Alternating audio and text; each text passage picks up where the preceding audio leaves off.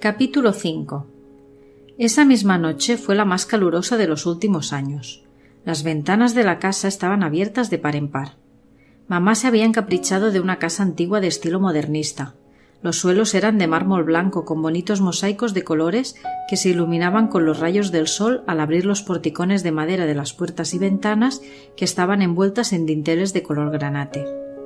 Los techos eran altos, muy altos, y una gran escalinata presidía la entrada y subía 2 plantas hasta el desván. Una enorme puerta de cristal glaseado daba paso al vestíbulo.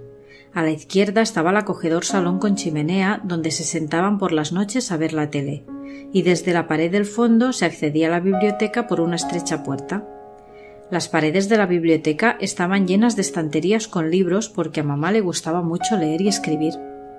Siempre que podía se sentaba en su sillón orejero multicolor y se pasaba horas leyendo hasta que se quedaba dormida.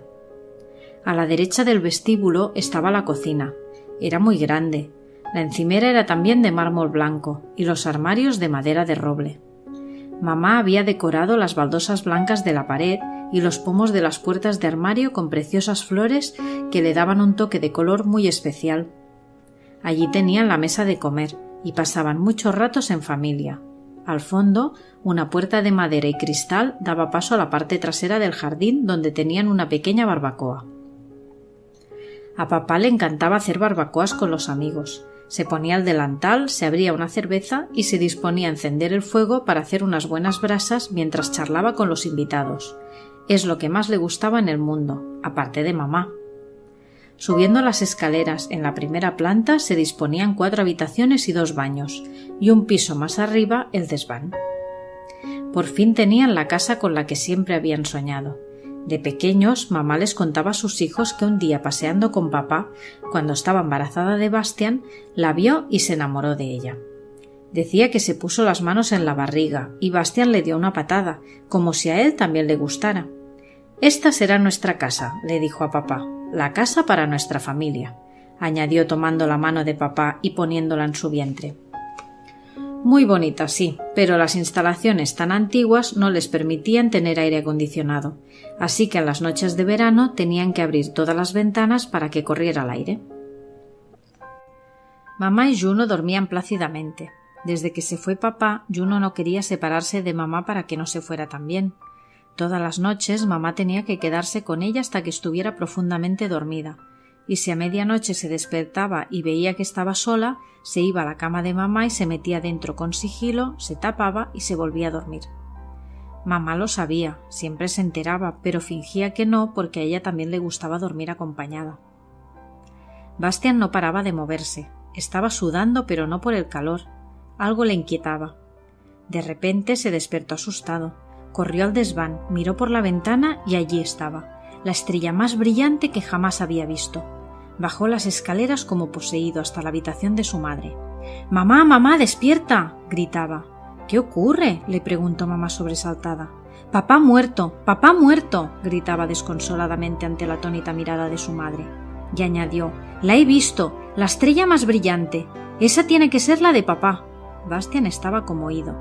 Esa estrella jamás había estado allí. Se sentía mal. Juno, que se había despertado con los gritos de su hermano, lo miraba asustada. «¡Papá muerto!», repitió, y se desmayó. El sol entraba por la ventana, la luz le molestaba, y poco a poco fue abriendo los ojos. Parecía que hubiera estado durmiendo todo el verano. Tenía el cuerpo adolorido, y no recordaba muy bien lo que había pasado. Le venían imágenes confusas, como si hubiera tenido una pesadilla. Y al ver de nuevo la estrella en su mente se levantó de un salto. «¡Mamá!», la buscaba por la casa. Ya no estaba sobresaltado, pero necesitaba ver a su madre, hablar con ella. «¡Mamá!». La casa estaba vacía. ¿Dónde se habría metido? Miró en su habitación, en la biblioteca, en la cocina y empezó a oír unas risas que provenían del jardín. Mamá estaba arreglando las flores y Juno la estaba ayudando.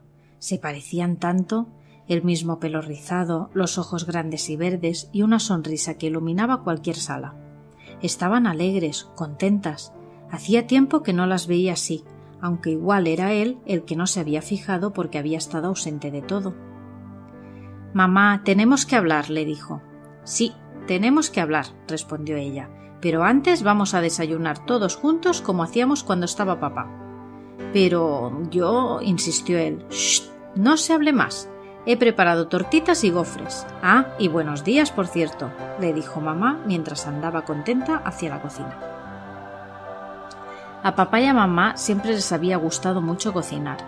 Cada uno tenía su plato estrella, cuya receta pasaba de generación en generación y no se podía encontrar en ningún libro. Y desde que tenían niños se habían aficionado mucho a la repostería. Les encantaba preparar ricos postres entre los 4. La cocina se llenaba de harina y azúcar, sobre todo cuando Juno quería cocinar ella sola. Todo lo quería hacer sola, y la mitad de los ingredientes se le caían. Frank, el perro, se ponía a su lado para darse un festín cada vez que se le caía algo. Mamá se ponía nerviosa, intentaba ayudarla, pero ella lo quería hacer sola, y cualquiera le llevaba la contraria. Los fines de semana, papá preparaba tortitas y gofres para desayunar. Se sentaban en la cocina en pijama y se los comían recién hechos, todavía calientes. Papá siempre hacía alguna tontería y luego Bastian quería imitarlo mientras Juno intentaba desayunar ella sola y mamá iba limpiando lo que derramaba. ¡Qué locura! Aquella mañana no estaba papá, pero desayunaron tortitas y gofres, los 3. En aquel momento no recordaban la pelea del día anterior, el susto de medianoche, el reencuentro con Sara. Bueno, eso sí, y Bastian se sonrojó por un momento al recordarlo. Mientras recogían los platos, mamá se fue a la habitación y bajó con una cajita de plata entre sus manos. La cogía con mucho cuidado, como si la protegiera. Estaba muy tranquila, relajada. Bastian y Juno no la habían visto jamás con esa serenidad. «¿Qué es esto, mamá?», preguntó la pequeña con mucha curiosidad. Mamá se sentó y dejó la cajita sobre la mesa. En la tapa había un dibujo en relieve. Un imponente cisne atravesaba una estrella como si quisiera salir volando. Brillaba mucho, era preciosa. Los 2 hermanos no podían apartar la vista de ella, como si los sedujera. Mamá empezó a hablar. El universo es inmenso, hay muchos planetas y en todos ellos hay vida. Como siempre os he contado, cuando un ser muere se convierte en estrella y como estrella dedica su eternidad a proteger el universo. Gracias a las estrellas hay vida en los planetas. El Sol es nuestra estrella madre. Sin ella no podríamos vivir. Bastian y Juno miraban fascinados a su madre. Les hablaba con tanta tranquilidad, sin levantar la voz, casi parecía un ángel. Y ellos no osaban interrumpirla. ¿Pero por qué les contaba aquello? Las estrellas, pues, protegen la vida en el universo, prosiguió. ¿Pero quién protege a las estrellas?